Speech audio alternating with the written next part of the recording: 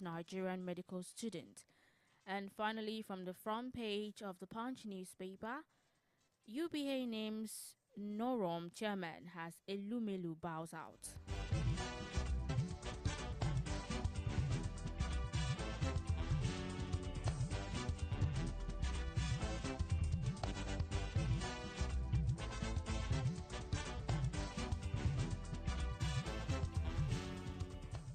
More headlines from Nigerian Tribune. On page 6, federal government pushes for petrol price reduction.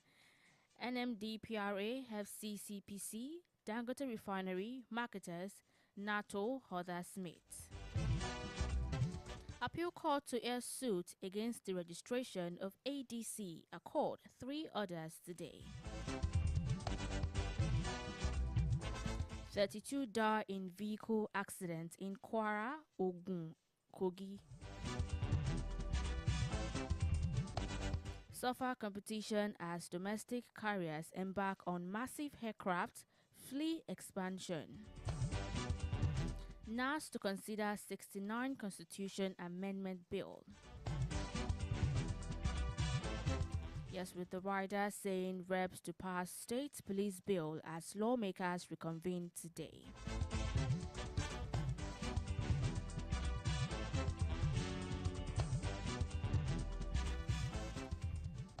Finally, from the front page of Nigerian Tribune, Falana kicks as police arrest father of alleged fake PFIPC DG, with the riders saying he has no link with royal lineage, didn't stay in Oyo Palace, late Halafin Adeyemi family.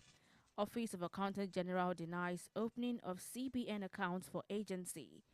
PFIPC controversy exposes Nigeria's dual governance, Unilag done.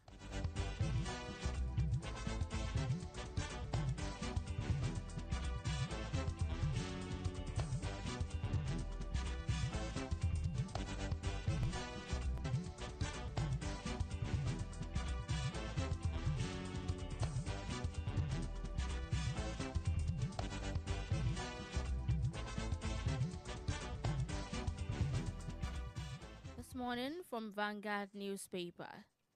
Police, LASMA, FRSC, others helpless.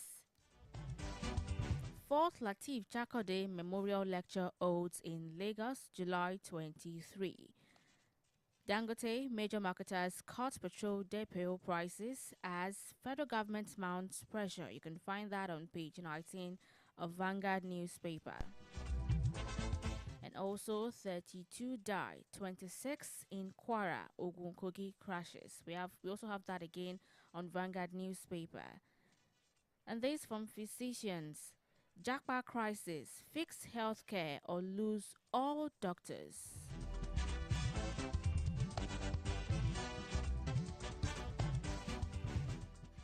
Federal government has cut import tariffs to 5% for used vehicles, 10% for new, ADENIYI.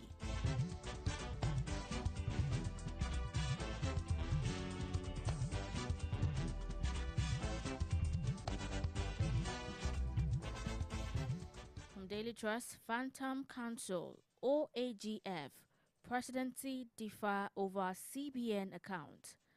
Protesting FCT teachers disrupt civil service promotion exams. How suspected robbers killed my father, son. 2027, APC to appease replaced aspirants.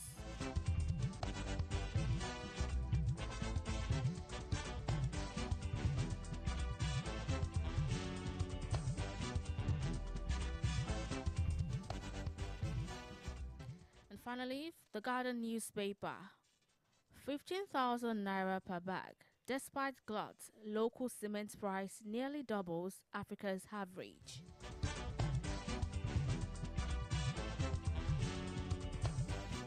Tinubu unveils strategy to defeat terrorists, modernize armed forces.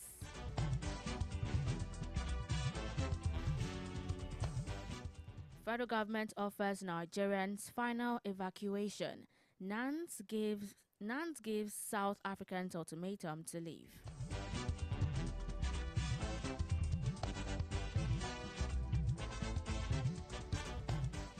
On page 29 of the Guardian newspaper, ADC accuses federal government of pushing 17 million Nigerians into acute hunger. Vatican envoy Sultan meets at National Mosque, warn against extremism. 10 killed, 1 injured in fresh attacks on Plateau, Niger communities.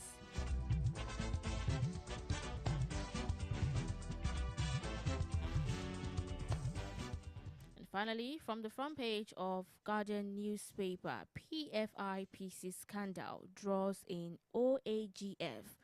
Falana, Ogumosho leaders in fresh twists.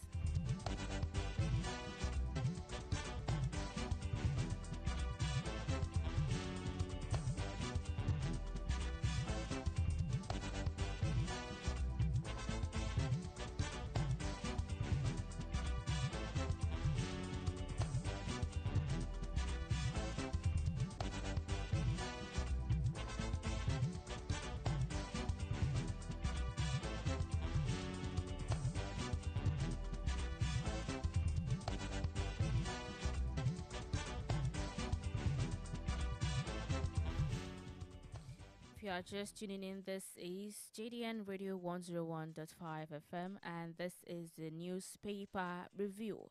Do not forget that you can always call in. The student lines will be open shortly, so you can call in to share your thoughts on any of the stories that I'll be looking at this morning. And yes, I have this one. It says Tinubu pledges to deploy AI, emerging tech to combat insecurity.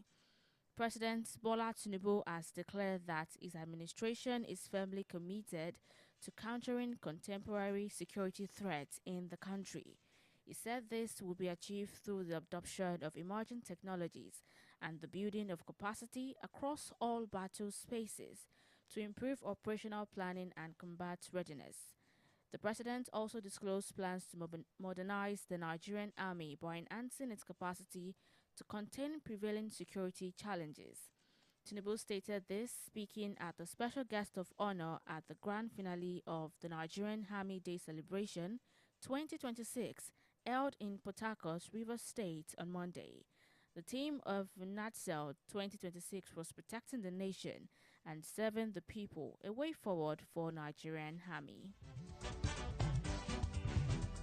So that's President Tinubu saying his government is ready to tackle insecurity using AI and other modern technology. I also have this story from the Punch newspaper that says, fake agency scandal, presidency under pressure as police arrest Adeyemi's father. The controversy surrounding the alleged 1.3 billion naira presidential foreign intervention promotion council scandal deepened on Monday as the Nigerian police force reportedly arrested the father of the council's embattled promoter, Prince Adeniyi Adeyemi, amid ongoing investigations into the alleged ghost agency linked to the presidency. Adeyemi, who claims to be the council's director general, is currently standing trial before the Federal High Court in Abuja on charges of conspiracy, forgery, and impersonation, while the federal government listed chief of staff to the president, Femi Gbajabiamila, and 10 others as prosecution witnesses in the case. The correspondent learned that Adeyemi's father, alongside a family friend who visited him on Monday morning, was arrested by the police, leaving Adeniyi's aged mother in shock. And senior lawyer Femi Falana-San and a couple of eyewitnesses confirmed the arrest to the Punch in a telephone interview on Monday.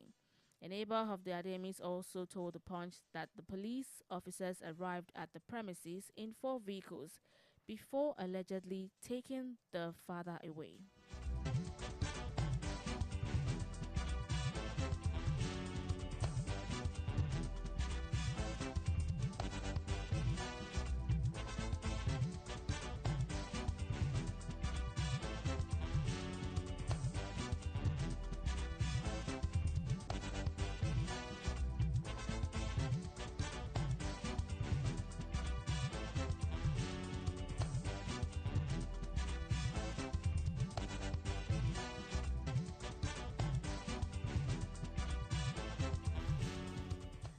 Federal government seeks Showere's remand over unmet bail conditions.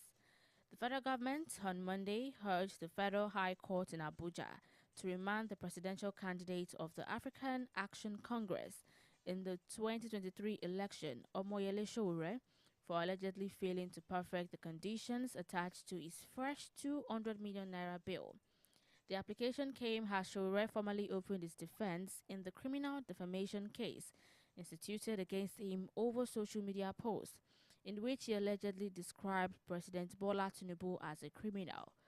Justice Mohammed Homar had on June 30 admitted Sowore to fresh bail in the sum of 200 million naira, with two sureties after revoking his earlier bail over his failure to attend trial.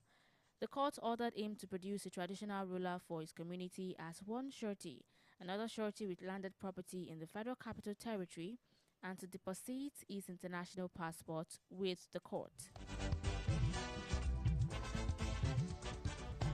That is the federal government asking the court to remand Omoyele Sowore for not meeting the conditions of his 200 million naira bill.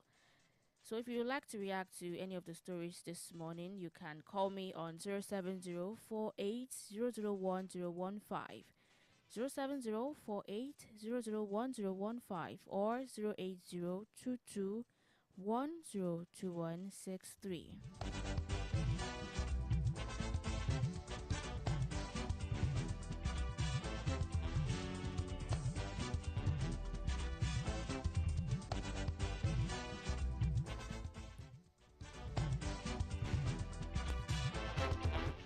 Hello, good morning. Hello, good morning. Good morning, ma'am. What's your name and where are you calling from? I'm calling from Adekiti. From Adoekiti. What would you like to say? I want to complain something. Hello? Hello, yes, I'm with you.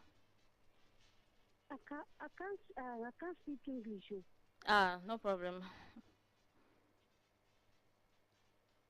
Hello? Hello, yes, I'm with you. I'm with you. Nǹkan tí mo fẹ́ ṣàlàyé ni pé mo fẹ́ complain òkú òru fún wọn. So bá bí mo ṣe lè get address àbí bá ń ṣe lè send oògùn fún mi. I think this is a mistake. Abi? Ẹ ogun abi? Bẹ́ẹ̀ni. No. No, this is a mistake. Sorry.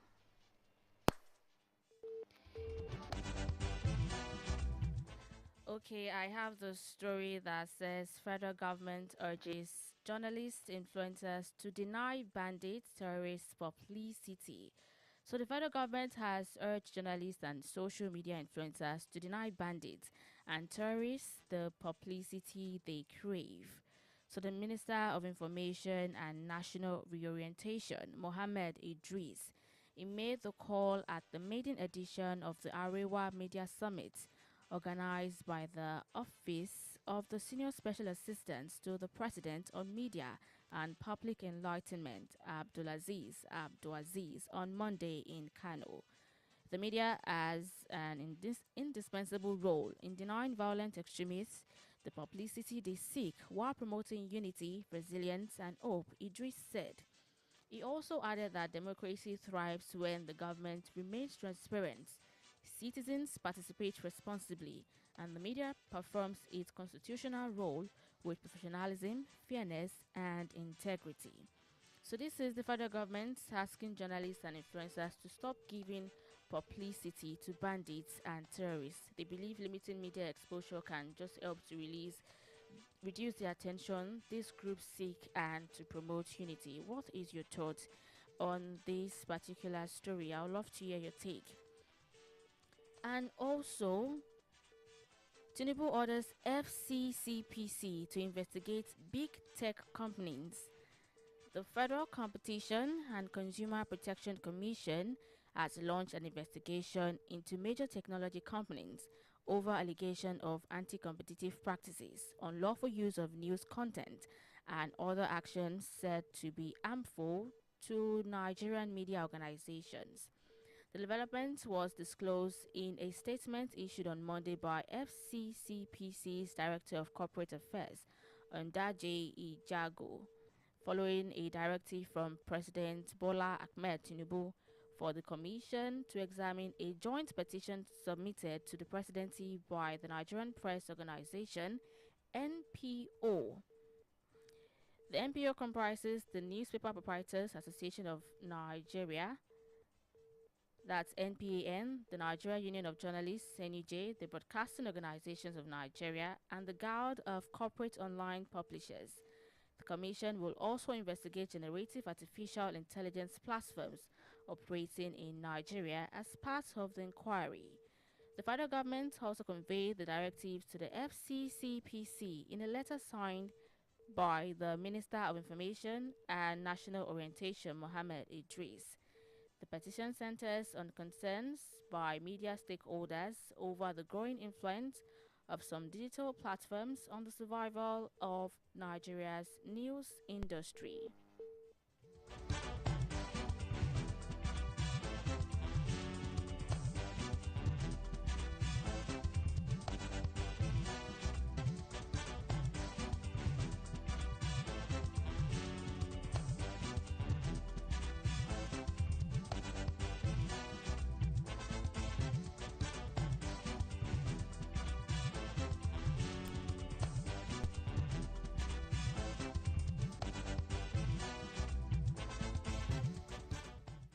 Xenophobia Nance gives South Africa business interests 4-day ultimatum to leave Nigeria.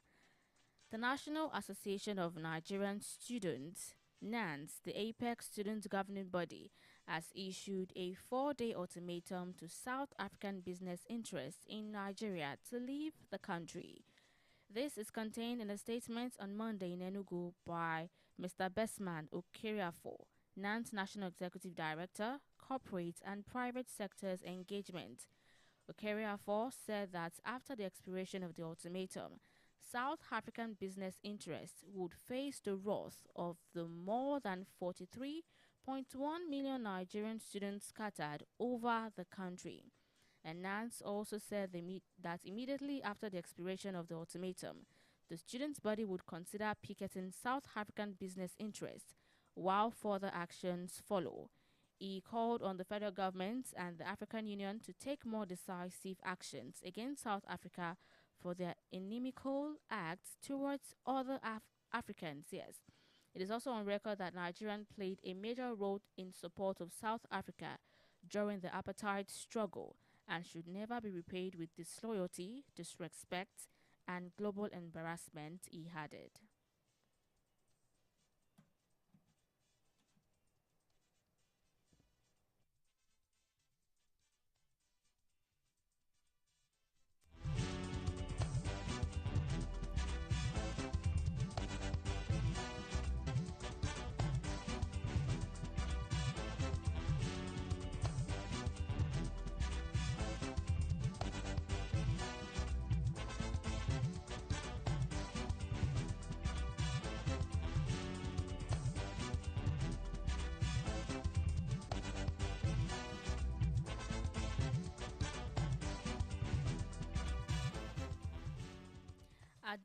ADENIYI, federal government has cut import tariffs to 5% for used vehicles, 10% for new. Adeniyi, the Controller General of the Nigerian Customs Service, says the federal government has reduced the import tariffs on used vehicles from 15% to 5%, on a brand new vehicles from 20% to 10%. Adeniyi spoke on Monday when he appeared before the House of Representatives Committee on Customs and Excise to defend the service's 2026 budget proposal. The Custom DG said the revised excise tariffs on vehicles are contained in the 2026 fiscal policy measures. He said while the new policy is expected to improve revenue generation, the reduction in vehicle tariffs could negatively impact collections, saying we have the new excise tariffs, which is provided in the 2026 fiscal policy. We believe that these measures would increase our revenue allocation, Adeniyi said. Conversely, tariffs on vehicles and levies on vehicles have been reduced significantly, and Alex Mascot, a lawmaker from Abia, questioned whether the reduction would be enough to discourage importers from routing cargo through neighboring countries. And responding, ADENIYI said the policy implementation began in May.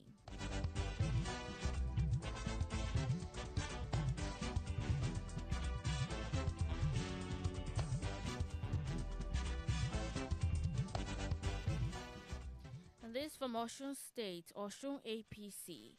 Adeleke government disagree on IG's security claims. Osun State government and the leadership of the All Progressives Congress on Monday deferred on the expected outcome after the meeting. Governor Ademola Adeleke had with the Inspector General of Police Olatunji Disu. The Punch reports that the visiting High GP had told the governor that the Commissioner of Police, Ibrahim Gotton, informed him that some wanted suspect had been found in the hibernating in the government house. Adeleke, however, dismissed the allegation, saying Gotton had acted unprofessionally by deliberately refusing to arrest criminals, reportedly hiding behind the political shield of the APC. Reacting to the IGP's comment during his visit to the governor, the Commissioner for Information, Kolapo Alimi, in a video circulating on social media on Monday, said these remarks may embolden criminals in the state.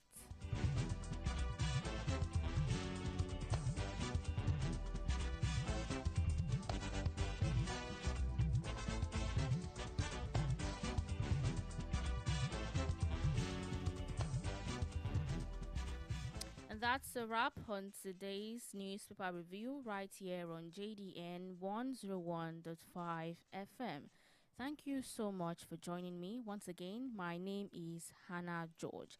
And up next is Af'Oni Iroyin by 8 a.m. Keep it locked to JDN 101.5 FM and to have a splendid day.